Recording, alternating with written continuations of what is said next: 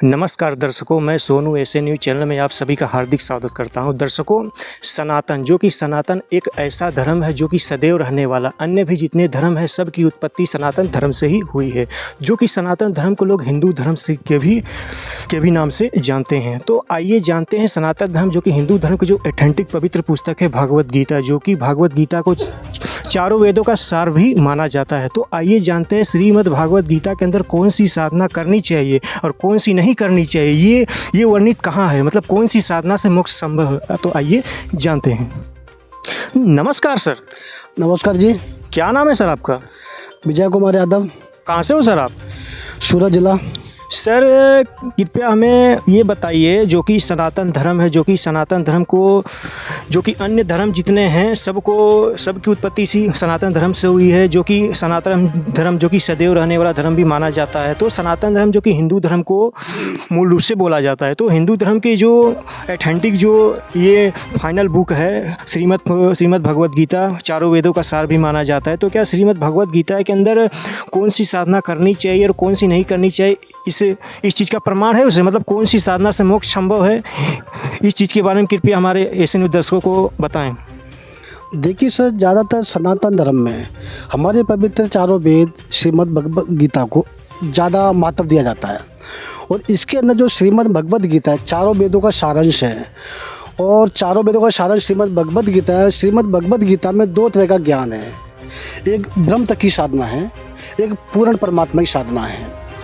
अब गीता ज्ञान देने वाला भगवान अर्जुन के लिए यही उपदेश दे रहा है कि अर्जुन, अगर मेरी भक्ति करना है तो मेरा एक ओम मंत्र है, और अंतिम श्वास तक, शरीर छोड़ते तक मेरी भक्ति करेगा तो मुझे प्राप्त होगा।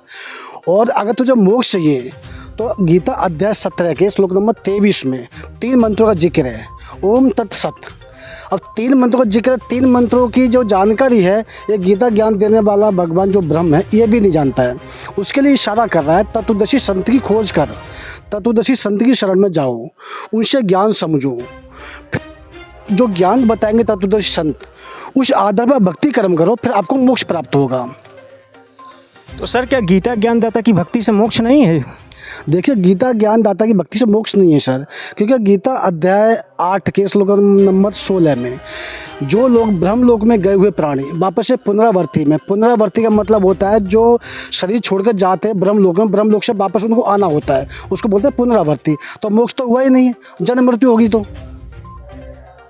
तो फिर इसका मतलब क्या सर, यही इसका निष्कर्ष निकला कि श्रीमद् भगवत गीता में मोक्ष का मार्ग नहीं है? फिर देखिए, श्रीमद् भगवत गीता में मोक्ष का मार्ग नहीं है, क्योंकि मोक्ष का मार्ग अगर श्रीमद् भगवत गीता में होता तो गीता ज्ञान देने वाला भगवान पूरी श्रीमद् भगवत गीता में 18 अध्याय 700 श्लोक हैं, और भी एक अध्याय लिख देता कभी फलाने अध्याय में पढ़ लेना।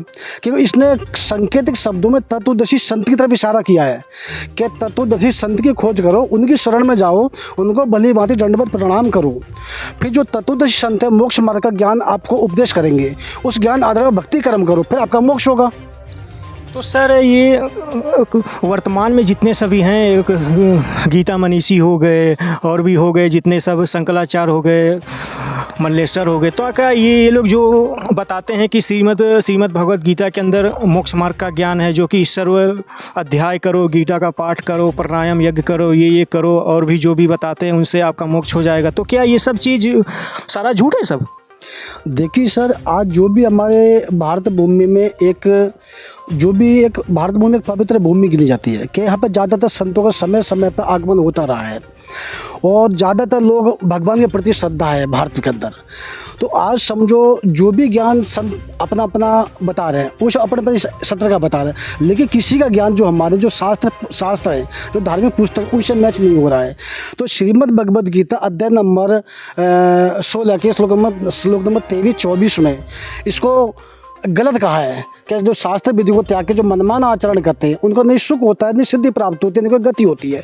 तो इसका मतलब इससे साफ ही होता है कि इनका ज्ञान शास्त्र विरुद्ध है, और तत्वदर्शी संत जो है वही शास्त्रों के अनुकूल ज्ञान बताते हैं। तो सर ये वर्तमान समय में तत्वदर्शी संत वो कौन है जो श्रीमद् भगवत गीता में जिनका प्रमाण है, जो शास्त्र अनुकूल भक्ति बताएंगे? देखिए सर, अध्याय नंबर 4 के श्लोक नंबर 34 में तत्वदर्शी संत की पहचान बताई, वो जानकर दिया है कि तत्वदर्शी संत की शरण में जाओ, अध्याय नंबर 4 के श्लोक नंबर 34 में। अब तत्वदर्शी संत एक पासपोर्ट है, एक लाइसेंस है।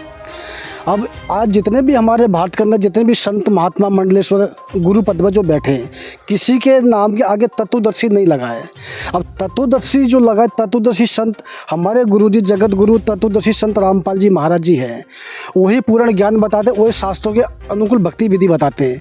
और आज लाइलाज बीमारी, कैसी भी कैंसर हो, टीबी हो, HIV, कैसी भी बीमारी हो, उनके द्वारा जो बताई हुई भक्ति विधि के अनुसार जो भगत चलता है, भक्ति कर्म करता है, वो सारी क्रिया से उसको छुटकारा मिलता है। तो सर, जैसे आपने बोला कि गीता ज्ञान दाता से भी वो उसकी भक्ति से भी मोक्ष संभव नहीं है, तो क्या इसका मतलब गीता ज्ञान दाता के ऊपर भी कोई भगवान है कि नहीं, जो कि भगवान को शास्त्रों में अविनाशी बोला गया है, या फिर तत्वदर्शी संत जो कि संत रामपाल जी महाराज, वो किनकी भक्ति बताते हैं? देखिए, हमारे गुरुजी जो जगत गुरु तत्वदर्शी संत रामपाल जी महाराज हैं, वो पूर्ण परमात्मा कबीर परमेश्वर की सतपुरुष की भक्ति विधि बताते हैं। और हमारे जो सभी शास्त्रों में जिनके उल्लेख हैं, मंत्र लिखे हुए, मंत्र उसी आधार मंत्र रहते हैं। उन मंत्रों से हमको कैसी भी बीमारी हो, कैसी भी नशा हो, कैसी बुराई हो, सब छूट जाती है। तो आज जैसे उनका ज्ञान किस तरह समझा जा सकता है, उनसे संपर्क किस तरह किया जा सकता है? देखिए सर, हमारे गुरुजी से जो ज्ञान है, आज आपके पास बड़ा मोबाइल है, घर में टीवी है, आज टीवी चला 12-15 चैनल चलते हैं, मोबाइल पे सोशल मीडिया प्लेटफॉर्म है। आप वो खोल के संत रामपाल जी महाराज सर्च करो मोबाइल में, उनका ज्ञान समझ सकते हो।